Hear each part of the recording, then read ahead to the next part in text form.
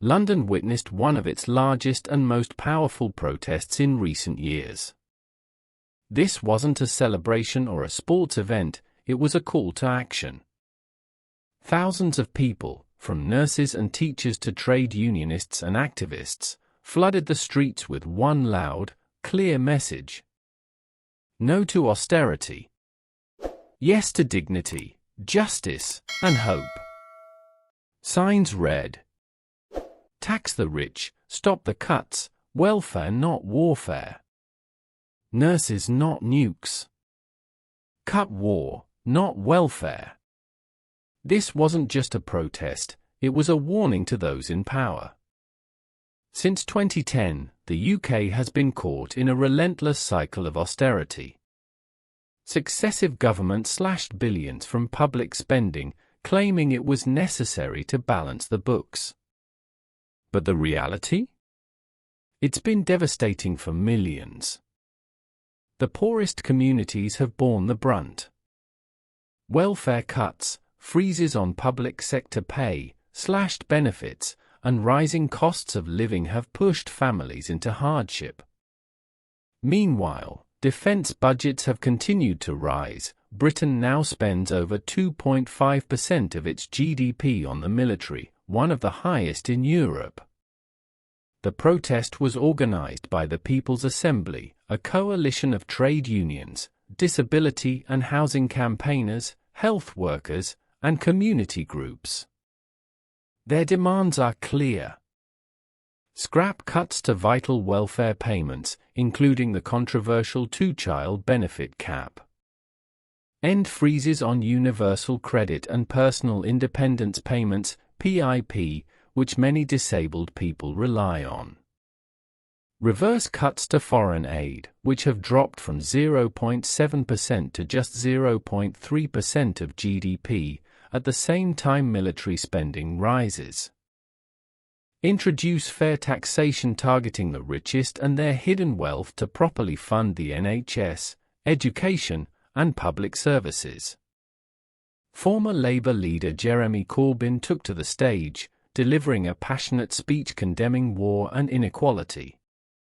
He highlighted the global crises, from the conflict in Ukraine to the humanitarian disaster in Gaza, and called for peace and disarmament as essential parts of building a fairer society.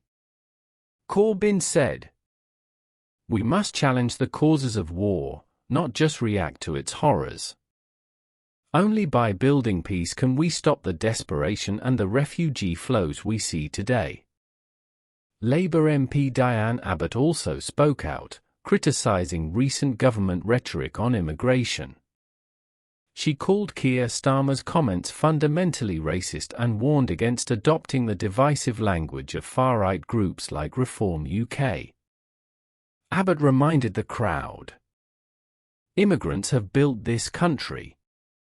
My parents came here in the 1950s, not as strangers, but as vital contributors to British society. The cost of austerity isn't just in numbers, it's in real lives. Over 4 million people live in relative poverty in the UK. Food bank use has soared to record levels, with over 2.5 million emergency food parcels distributed last year alone. Mental health services face huge demand but shrinking budgets. NHS staff face pay freezes despite rising inflation, with many struggling to make ends meet. At the same time, billions are poured into military contracts, nuclear weapons programs, and foreign interventions, priorities many protesters say should be reversed. This protest isn't the end, it's just the beginning. The People's Assembly plans more actions and marches in the coming months, aiming to build a movement that forces real change. What do you think? Is this the fight Britain needs to take on? Are the current policies fair, or do they punish the vulnerable while protecting the rich? Let us know in the comments below. Don't forget to like, share, and subscribe. Did you know that over 95% of our viewers aren't subscribed to the channel? We totally get it. Life gets busy and sometimes it's easy to forget. But here's the thing, subscribing is completely free, and it really helps us keep creating the content you enjoy. So why not hit that subscribe button and join our community? It only takes a second, but it makes a world of difference to us. Thank you for your support. This is not just a protest. It's a movement for justice. And the people are just getting started.